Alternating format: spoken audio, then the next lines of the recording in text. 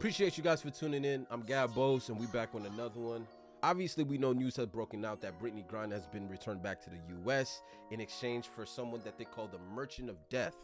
People have been highly speculating how bad of a trade that this deal was. And, you know, people have their opinions, man. They're entitled to their opinions. I thought this situation was a messed up situation to begin with, bro. I'm going to keep it a bean with you, bro. I don't know the first thing about Russia or their policies, but the notion that it is worth sending someone to prison for 10 years over a vape, I mean, I know these countries have their own policies, but I thought that was a little pressed. That was a little go hardish, and I felt like they were trying to send a statement because obviously Russia and the U.S. don't see eye to eye, and we know this. But we have this video. This video is brought to you by God knows who. We have the worst trade of all time, so we're gonna get right into it, man. I appreciate you guys. I rock with you if you rock with me. Consider liking and subscribing to the channel, and as well as following me on my social media platforms at the bottom.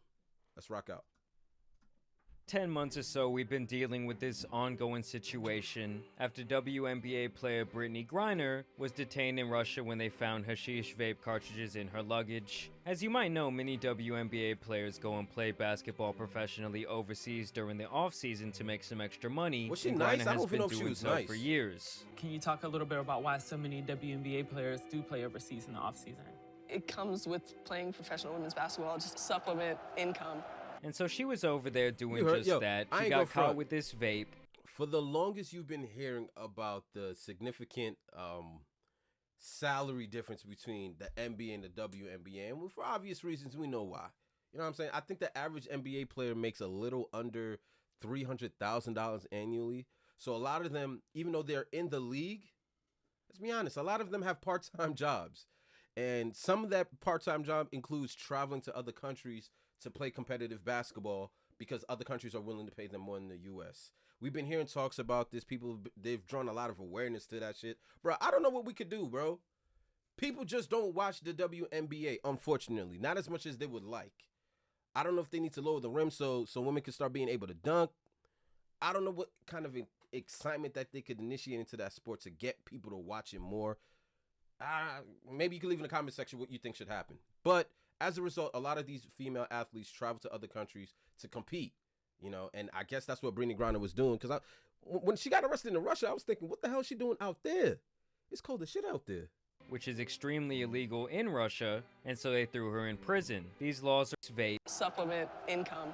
And so she was over there doing just that. She got caught with this vape, which is extremely illegal in Russia, and so they threw her in prison. These laws around drugs in Russia are very well known, and foreigners to the country should know that they don't play about that sort of thing. In fact, in 2021, an American school teacher named Mark Fogel was detained and sentenced to 16 years in Russian prison for possessing 1 single gram of marijuana that he had been prescribed by an American doctor for his chronic pain, and he still remains there till this day. You're watching the last moment of freedom for Mark Fogel, an American teacher heading back to Moscow last August for his 10th year teaching the children of U.S. diplomats. Airport personnel going through his bags, just minutes before he was detained for carrying cannabis into the country. His sister says no one in his family has heard his voice since. 14 years in a hard labor camp is essentially a death sentence for him. Keep in mind, in light of all of this, Russia began invading the Ukraine, so this story was obviously getting even more focused considering she is a high-profile figure in the WNBA. And one thing that I've definitely heard, trying to compare prisons is trying to look for the tallest midget. Like, prison is prison, right? What's the difference between a horrible prison and a worse prison? But I ain't gonna front.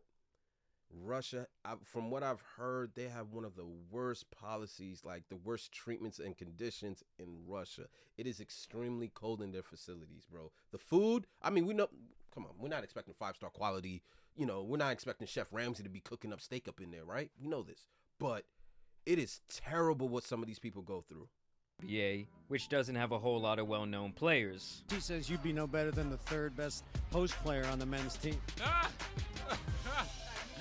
I'm just going to use that to fuel this. I mean, I'm better, but and I know that kind of. Yo, I've never heard her speak. It's okay. It's okay. It's okay, little man. I'm glad she's that confident in her abilities, but she's also a little delusional.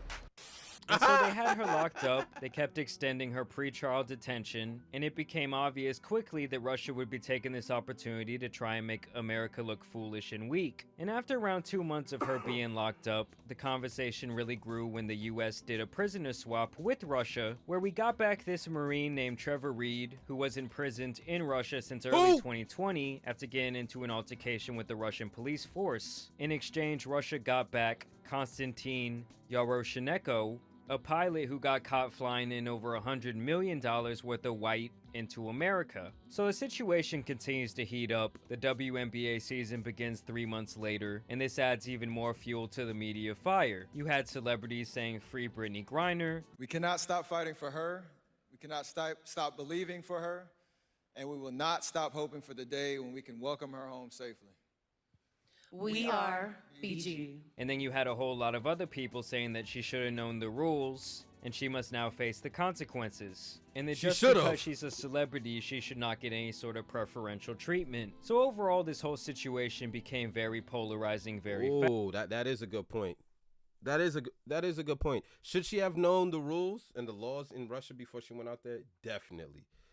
Serving 10 years out there for a pen, I think it's overkill in my opinion, man. Fast. Her wife was doing press, she called her a political pawn, and even called for Joe Biden to help them out. When you're sitting over there in your country, they haven't come to your rescue yet.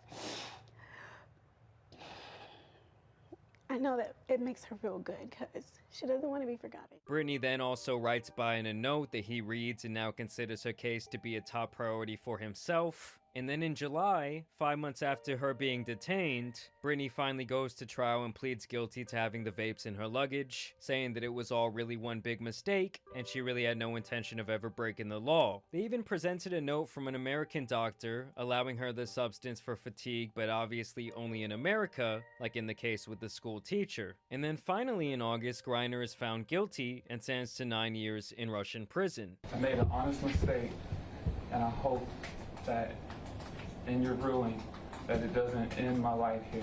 I want to also apologize to my parents, my siblings, my Phoenix Mercury organization back at home, the amazing women of the WNBA, and my amazing spouse. This was of course massive news, and Biden basically vowed to bring Brittany home. This is when talks of another prisoner swap between Russia and the US began. And after months of negotiation, we landed where we're at today, where Brittany Griner is coming home 10 months after being arrested, in exchange for Russian arms dealer Victor Bout, who is also known as the Merchant of Death. Victor Bout, in my eyes, is one of the most dangerous men on the face of the earth. On the face of the earth. Without a doubt. Now keep in mind, Victor has been locked up since 2008, but to suggest that he's still not a very dangerous person would be crazy. In the words of the former chief of operations for the US Drug Administration, Bout was providing tens of thousands of guns and weapons to dangerous groups of people for decades all around the world. He was even described as the man who makes wars possible. He could move this stuff and drop it with pinpoint accuracy to any desert, to any jungle, to any other remote place in the world, right into the hands of what I refer to as the potpourri of global scum. Now many people are calling this the worst trade of all time. I mean, this was worse than when the Red Sox traded Babe Ruth to the Yankees so the brain-dead owner could fund his little Broadway play, and that curse lasted 68 years. Letting free a man who is a danger to not only America, but literally people all over the world, for someone who plays basketball for crowds smaller than what a high school football team receives, is insane. At the end of the day, yes, I am very happy that she's free, but at the cost of releasing a total piece of shit like this, I can't help but feel like we got absolutely fleeced. It's almost like we were out here eating out of the palm of their hands. But I will say though, I also see a lot of unjust hate for Brittany herself. At the end of the day, I do feel like she was used as a political pawn, both for Russia and for America as well. Yes, she made a huge mistake, and she put the US in a very shitty situation. But should we hold the fact that she was freed in this way against her, or against the administration? It was just very clear that in this situation, Russia really had all the leverage over over us. We really should have gotten much more in this trade, like possibly also bringing home this Marine, the teacher I mentioned earlier, and also a few other Americans imprisoned in Russia. But I want to know what you guys think about this situation down below. I just thought it was a very interesting situation. As always, I do want to thank you guys for watching today's video drop. I ain't going front, bro. Like, America got a short hand of the stick. If I was Biden, there's no way I'm not getting a 3-for-1. You want a man known as associated with the Merchant of Death for WNBA player? Because let's be honest, she's not a criminal. Yeah, she broke the law in Russia, but it was all pertaining to bringing a vape into the country. In the U.S., she's not a criminal. I think what this Merchant of Death was doing universally would be viewed as, criminal activity. You know what I'm saying? We should at least got a 3-for-1 for brother, man. I ain't gonna hold you. 3-for-1, son. You want someone about a Merchant of Death, you gotta free up the school teacher. And I think we had like some army soldier veteran that was also locked up in Russia too as a result of some bullshit drug things. But at the end of the day, yo, we got her back. And it was definitely a political move because Biden's trying to win the re-election when it comes up in a couple of years. So he's gonna want people to remember, hey, I freed Brittany Griner. Remember that? You know what I'm saying? So, we appreciate her being back home. But was this one of the worst trades of all time? Nah, but it's up there. It's up there. But I appreciate you guys. I rock with you if you rock with me. I'm trying to refrain from saying your boy Gabos.